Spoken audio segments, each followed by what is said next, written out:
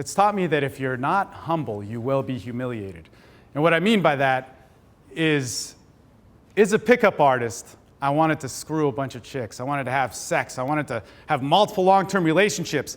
The term SNL was coined by my group in Dallas. It didn't even exist. It was called a fool's mate, and we perfected it, man. I went through 2 years, 2007, 2008, and had a lot of interactions with women, but I also had the worst sex of my life and also faced the biggest demons of my life that will still carry out through this day, you know? And what I mean by that is that when you're messing with something divine, when you're messing with something powerful and you're not respecting it, when you're not humble, you will be humiliated. And I think the next phase of life for people is to truly experience those things. Your lifestyle, how you live, your mentality, and what gets rooted through that is one of the most important things that you can have. And you don't need to have a lot of women to have that. You don't need to have tons of lays. You don't need to go and perform in front of chicks. What you need to do is be able to share an intimate moment, a spiritual experience, in my opinion. And I don't mean that in a religious way, but what I mean is that when you're talking to one person and you're truly being yourself, especially in its rawest moment, where seduction taught me, where you're naked and completely vulnerable with a woman, that you're open to the world. And if you're hiding from anything, if you're angry about anything, and I'm not saying that anger is bad. I'm not saying that that shame is even bad, because when you empower those things, you really realize who you are. And ultimate expression, human expression, that organic thing is beautiful. Now, when you're experiencing on that level, whether it's travel or going to school or working in your job in whatever ways, if you can truly be who you are and be in that moment, and I'm sure as we answer more questions and whatnot, that'll make more sense.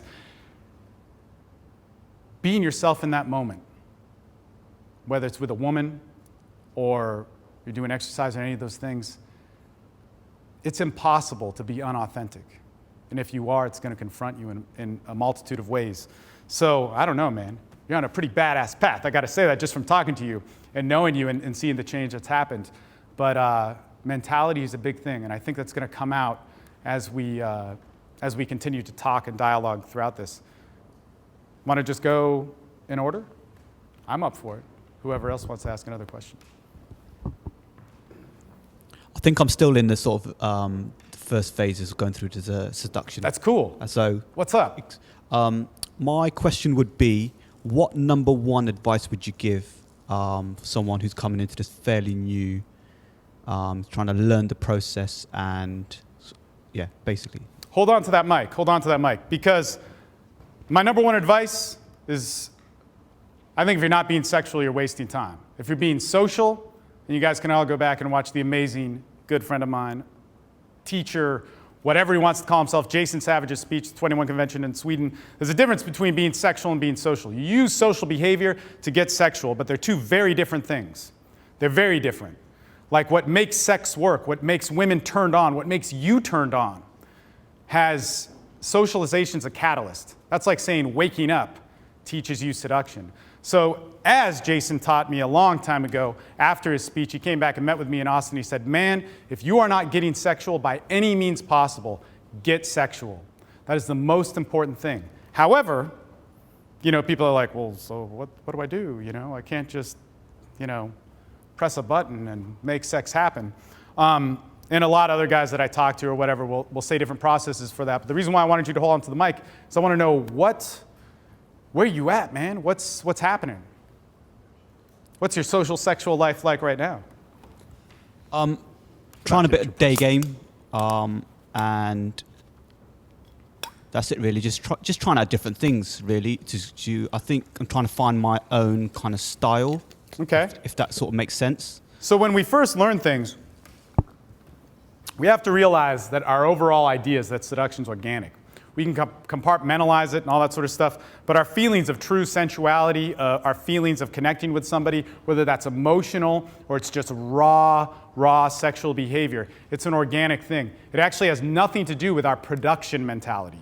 All right, so our production mentality is to do as much work as possible. Our production mentality is to go in a system, is to achieve the most, it's to get to a goal. Whereas seduction isn't that. It's this pathless path.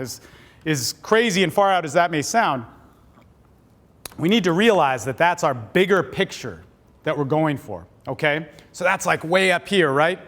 But as we're learning that, what's the best way to learn stuff? Mimicry, routine, some sort of structure put together that we can follow. However, when we start getting results in that, here's where it starts to be a problem, okay? When we start getting results in that and we don't evolve and we stay the same and we limit ourselves by that structure, then it becomes impossible for seduction to reach our best self.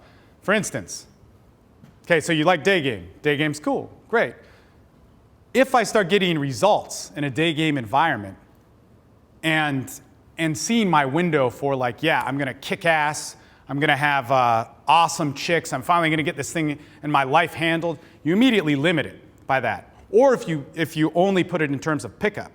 Because socialization, seduction, life, your dreams, ambitions, what you're capable in a human experience is way out here, No, that's definitely right. Because as soon as I've been going back to I think I was saying to the guys earlier, as soon as I'm going back to my kind of like my interests and what I used to do, maybe say like a couple of years ago, like for example, going back to the gym, getting into more traveling, for example, I'm building those experiences, and automatically the interactions are getting a lot better.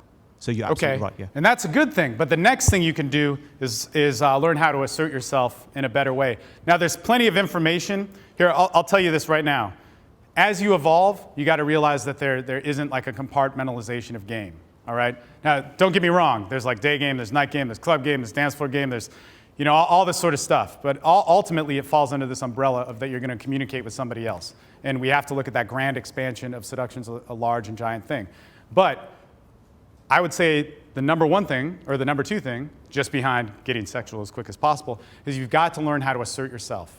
The only reasons why, and we have a lot of questions, so I can't, I'll get as specific as I can. The only reason why somebody rejects you, man, there's 3 reasons, right? Number 1, you didn't assert yourself properly. That means you didn't have the right technique, or you didn't have the right approach, or you fucked up, you got nervous, you just ran out of things to say. It's all those things, right? It's number 1 thing. Number 2 is you guys weren't qualified to talk to each other. That means that you guys, you weren't right for her, she wasn't right for you, whatever. Maybe you thought she was the shit, but she rejected you, and it sucks. If I think I can control sex or seduction, then man, believe me, I've tried. Believe me, I've tried. I've done a lot of stuff too. And God, I think I gave it a valiant effort, but I find it's much happier when I'm going with the flow of things. And then that 3rd reason is the situation wasn't there. Maybe there was some chaos happening in her life or chaos happening in the surroundings and all those things. But what's so important